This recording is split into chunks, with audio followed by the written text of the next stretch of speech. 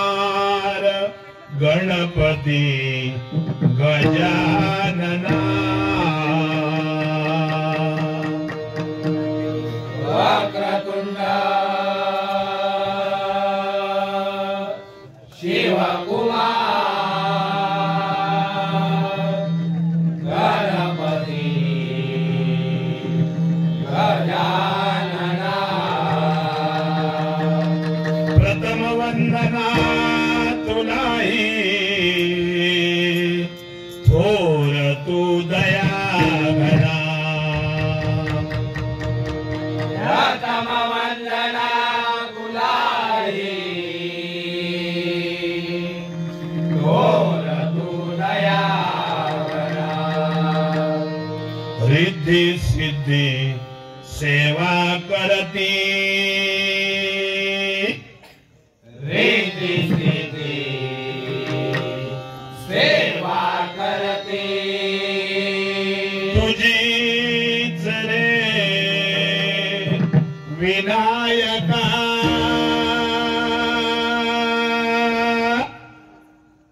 तुझीच रे विनायका सरस्वती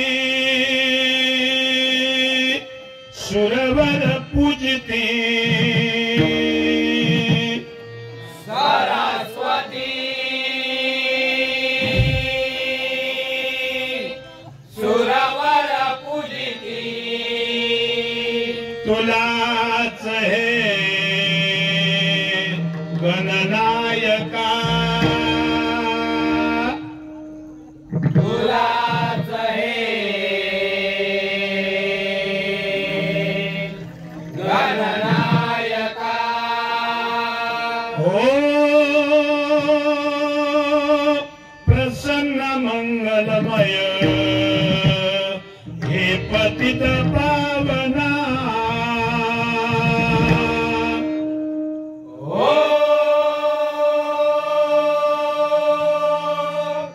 प्रसन्न मंगलमय हे पतित पावना प्रथम वंदना तुलाही थोर तू दयाघना सर्व मंगल मांगल्ये शिवे सर्वार्थ साधिके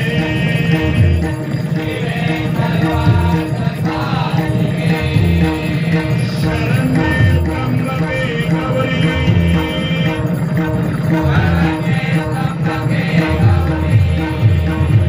नारायणी नमोस्तुते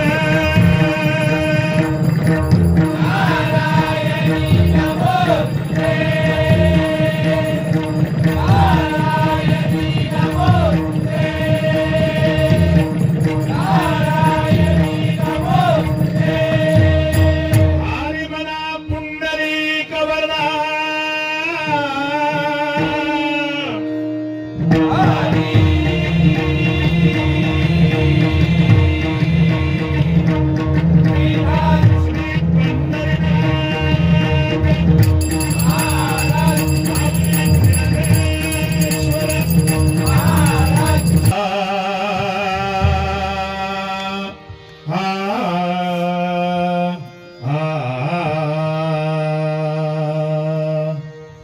धन्यवाद।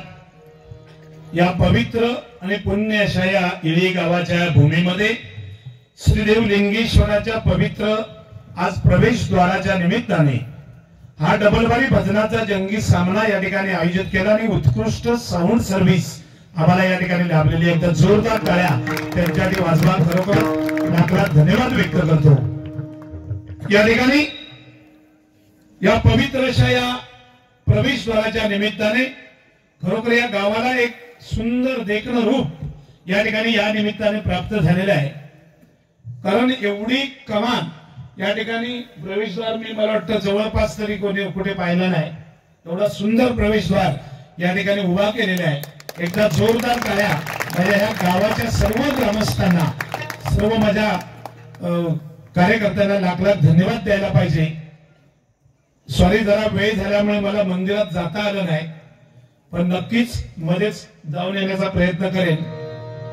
कारण मी लिंगेश्वर मंदिर ह्याच्यापूर्वी महालक्ष्मीनी लिंगेश्वर मंदिरामध्ये बाऱ्या अनेक केल्या, त्या ठिकाणी पाहिलेलं आहे, पण हे मंदिर मला माहित नव्हतं खरं सांगतो. पण आज या तुमच्या प्रवेशद्वाराने ह्या मंदिराची उंची खूप मोठ्या लेवलला नेलेली आहे. जोरदार टाळ्या तुम्हाला या ठिकाणी देतो. आणि आजचा हा डबलबारी भजनाचा जंगी सामना या ठिकाणी आयोजित केला आणि माझ्या जोडीला या सिंधुदुर्गातले एक नामवंत भजनी बुवा विजय उर्फ गुंडू सावंत यांना निमंत्रित केलेलं आहे. गुंडू सावंत बुवा म्हटल्यानंतर सध्या आमच्या लोके बुवांचे जोडीदार म्हणून त्यांच्याकडे बघितलं जातं. संदीपजी लोके बुवा खरोखरच या देवगडची शान आहे. अतिशय गोड गळ्याचा आवाज आणि अतिशय पंचमला आवाज पोहोचवण्याची ताकद या भजन क्षेत्रामध्ये कोणाची असेल तर ते संदीप लोके बुवांची आहे. त्यांच्याकडे एका जोरदार टाळ्या वाजवा. कारण विजय बुवांच्या नंतर शिष्य कसा असावा हे त्यांच्या आवाजावरून आपल्याला पाहायला मिळतं. म्हणजे हा अमुक बुवाचा शिष्य आहे हे सांगण्याची गरज पडत नाही. मी आता गातेवेळी चंद्रकांत कदम बुवांचा थोडा तरी लवलेशच्या भजनामध्ये आपल्याला पाहायला मिळतो, बरोबर ना. आता काही जण असे आहेत की त्यांना म्हणजे नेमका गुरु कोण हेही माहिती नाही, आणि गुरु असला तर तसं गायन पण नाही, नेमकं कोणाचं गायचं हेही माहिती नाही, असे अनेक बुवा आहेत. आमचे गुंडू सावंत बरे आहेत त्यातल्या त्यात, म्हणजे चांगलेच आहेत, काय विषय नाही. कारण आता कसं बंधनं आली आहेत बऱ्याच गोष्टीची, त्याच्यामुळे बुवा प्रॉब्लेम लय झाला. अरे आजच मीटिंग करून दोघे जणी लाव, बुवा नव्हते हेही होते. तर सांगण्याचं तात्पर्य, कारण मी स्वतः अध्यक्ष आहे भजन संस्थेचा, त्याच्यामुळे मला बऱ्याच मर्यादा आहेत आणि सगळ्याच बुवांना सध्या मर्यादा आलेल्या आहेत. कारण भजन थोडस वेगळ्या पद्धतीने जात चाललं होतं आणि म्हणून त्याला कुठेतरी मर्यादा घालणं ही काळाची गरज होती. कारण भजन ही संस्कृती अत्यंत महत्वाची आहे मंडळी, प्रामाणिकपणे सांगतो. कारण भजनातल्या भजनी बुवाला संतांच्या नंतर या समाजामध्ये एवढा मान आहे. कारण माझ्यासारखा लोके बुवांसारखा गुंडू बुवांसारखा जर एखाद्या कुठल्या कार्यक्रमामध्ये गेला तर शेकडो लोक येऊन नमस्कार करतात, बुवा नमस्कार. केवढा मान सन्मान आहे वा आम्हाला, आणि तो मान सन्मान कायम राहावा ह्याच्यासाठी हा अट्टास आहे. कारण अहोचं भजन थोडस अरेवर गेलं आणि तो प्रॉब्लेम होत चाललेला आहे, आणि म्हणून जरा थोडासा बंधनाचा काही गोष्टींचा या ठिकाणी वापर करण्यात आलेला आहे. तर ती बंधनं पाळून आम्ही या ठिकाणी 100% भजन करू. आता गुंडू सावंत म्हणजे अध्यात्माचे बादशाह म्हणून त्यांना अनेक लोकांनी उपमा दिलेली आहे, पण मी त्यांना वाचनाचे बादशाह म्हणून उपमा दिलेली आहे, अध्यात्माचं म्हणून मुळीच नाही. कारण अध्यात्म म्हणजे वाचन नव्हे, ग्रंथातलं किंवा रामायण महाभारतातला धडा सांगणं म्हणजे अध्यात्म नाही, हे पहिलं खोडून काढतो मी. कारण त्यांना बोलायला संधी मिळाली पाहिजे. कारण मी अध्यक्ष पडल्यामुळे माका बाकी इतर काय बोलक चान्स नाही. ह्या मुद्द्यावर त्यांना जरा थोडस लिहून घेता चांगलं आहे, म्हणजे लिहून घ्यायला पाहिजे. कारण जे मुद्दे आहेत ते मांडण्यासाठी पुढच्या बुवाला संधी मिळाली पाहिजे. आणि म्हणून प्रथम या ठिकाणी भजन सुरू करताना ह्या विश्वाची निर्मिती कशी झाली आहे हे सांगणं काळाची गरज आहे. कारण ज्यावेळी ह्या विश्वामध्ये काही नव्हतं, तेव्हा तो निर्गुण, निराकार, निरूप व निर्विकार असा अचल असा तो मूळ पुरुष. व काय काय सांगले बघा एका सेकंदात. ज्यावेळी या विश्वामध्ये काही नव्हतं त्यावेळी तो निर्गुण, निराकार, निरूप, निर्विकार आणि अचल असा तो मूळ पुरुष म्हणजे ज्ञान, आणि त्याची छाया म्हणजे मूळ माया, हे अज्ञान. आणि ह्या दोघांमध्ये मिलन झालं आणि त्या मिलनामधून अर्धनारी नटेश्वराचा जन्म झाला. तो ओंकार ध्वनी निर्माण झाला तेच विज्ञान आहे, लक्षात घ्या, तेच विज्ञान आहे. आणि म्हणून मी अनेक भजनांमध्ये सांगतो, प्रथम शून्यमय साचार तेव्हा झाले स्फुरण जागरण ओम ब्रह्मे म्हणून. या पृथ्वीवर काय नव्हतं, सगळा काळोख होता. त्यावेळी प्रथम काय निर्माण झालं तर ओम नावाची ध्वनी निर्माण झाली आणि त्या ओम मधून या सृष्टीची निर्मिती झाली आहे. कारण ओम मधून आदिमय शक्ती निर्माण झाली, तिच्यापासून 3 देव निर्माण झाले, ते ब्रह्म विष्णू आणि महेश. आणि 3 देवांना 3 खाती दिली गेली. ब्रह्मदेव प्रोडक्शन मॅनेजर, विष्णू पुरवठा मंत्री आणि विष्णू स्मशान मंत्री. ही 3 देवांना 3 खाती दिली गेली. अशा पृथ्वीची निर्मिती आहे. आणि म्हणून भजन करत असताना हा पवित्र कार्यक्रम आहे. भजन हा पवित्र कार्यक्रम आहे. कारण भजन, भ म्हणजे भजावा, ज म्हणजे जपावा आणि न म्हणजे नमावा, त्याचं नाव भजन आहे. भ म्हणजे भक्ती रसातून, ज म्हणजे जनन मानसासमोर, न म्हणजे नतमस्तक होणे, त्याचं नाव भजन आहे. व्यसनमुक्तीचं साधन म्हणजे भजन आहे. दुःख विसरायला लावणारं साधन म्हणजे हे भजन आहे. हा पवित्र कार्यक्रम आहे. या इळये गावाने आज या प्रवेशद्वाराच्या निमित्ताने नामस्मरणाचा कार्यक्रम ठेवला. एकदा जोरदार टाळ्या माझ्या मंडळाच्या वतीने झाल्याच पाहिजे. कारण शांत चित्ताने हजारोच्या संख्येने या ठिकाणी भजन रसिक आहेत. पण अगदी सुई पडली तर आवाज येईल अशा सुज्ञ रसिक या ठिकाणी आम्हाला पाहायला मिळाले. खरोखर तुम्हाला लाख लाख धन्यवाद व्यक्त करतो. आणि या ठिकाणी खरंच सांगतो, या गावाबद्दल काय बोलावं. तर या गावामध्ये अनेक वेळ मी येऊन गेलेलो आहे.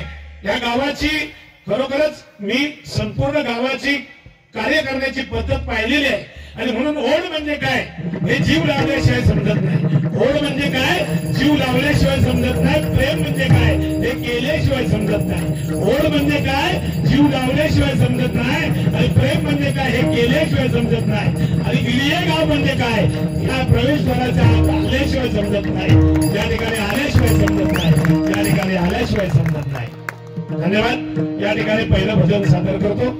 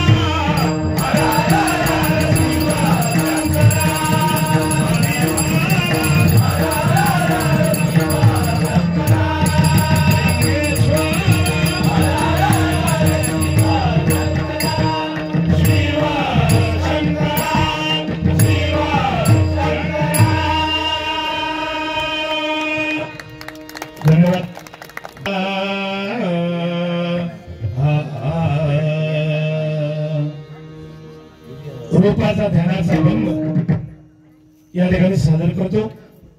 आपल्या सर्वांना माहिती आहे कुठलंही भजन असलं त्या भजनामध्ये रूपाचा ध्यानाचा अभंग झालाच पाहिजे, कारण साधू संतांची परंपरा आहे। या अभंगाशिवाय भजन कधी पूर्ण झालेलं नाही आणि याच्या पुढे होणार नाही।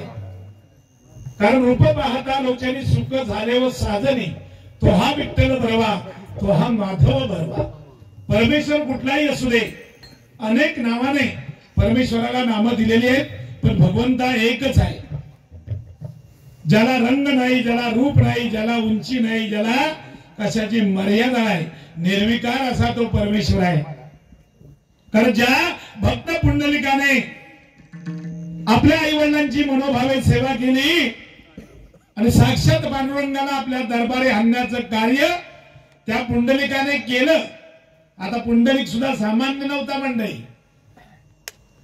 सामान्य नव्हता। त्याने काय केलं, एक दिवस आपल्या आई वडिलांच्या गळ्यामध्ये दोरी बांधली, बायकोला खांद्यावर घेतलं आणि काशी यात्रा करण्यासाठी निघाला। सामान्य नव्हतं पुंडलिक, पण काशी यात्रा करायला निघाला। एवढ्यात त्याला साक्षात्कार झाला, अरे वेड्या हे पाप करतोयस, आई वडिलांच्या गळ्यामध्ये दोरी बांधलीये, बायकोला खांद्यावर घेतलं, हे कर्म चांगलं नाहीये। पुंडलिकाने ताबडतोब लक्षात घेतलं, क्षणाचा विलंब न लावता घरी आला आणि आपल्या आई वडिलांची सेवा चालू केली। खरंच मंडळी एवढी सेवा केली, एवढी सेवा केली की साक्षात भगवंताला त्या पुंडलिकाच्या दरबारी यावं लागलं। सांगण्याचं तात्पर्य की तुम्हाला देवाची पूजा करून आई मिळवता येत नाही, पण आईची पूजा करून परमेश्वराला घरात आणण्याची ताकद त्या आईच्या सेवेमध्ये आहे मंडळी। म्हणून प्रत्येक माणसाने लक्षात ठेवा, विशेषतः माझ्या तरुण मुलांना आणि मुलींना माझी कळकळीची विनंती आहे की आपल्या आई वडिलांवरती प्रेम एवढं करा की भगवंताला सुद्धा वाटलं पाहिजे की या मुलाला आयुष्यासाठी चांगलं काहीतरी द्यावं। कारण मातृदेवता आणि पितृदेवता एवढी पवित्र देवता आहे।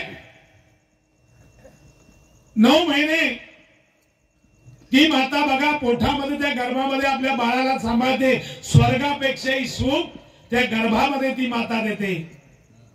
एवढं मोठं पोट घेऊन ती समाजामध्ये बिंदास फिरते, कारण तिचं स्वप्न असतं की माझ्या बाळाला मला जन्म द्यायचा आहे। ती कोणाची लज्जा बाळगत नाही, म्हणून तिचं नाव आई आहे। आ म्हणजे आत्मा आणि ई म्हणजे ईश्वर। जन्म देते ती माता आणि ज्याच्यामध्ये अस्त होतं ती माती आहे। एका वेलांटीचा फरक आहे, माता आणि माती एका वेलांटीचा फरक आहे। ती वेलांटी म्हणजे तुमचं आमचं जीवन आहे।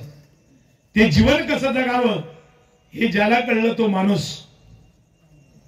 आणि म्हणून प्रत्येकाने आई वडिलांची सेवा मनापासून केली पाहिजे।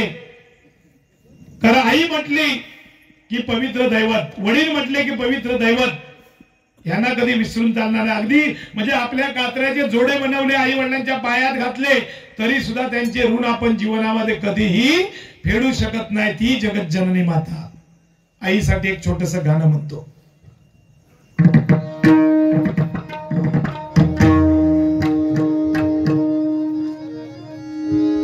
आई माझी मायेचा सागर दिला तिने जीवनाकार। आई माझी मायेचा सागर दिला तिने जीवन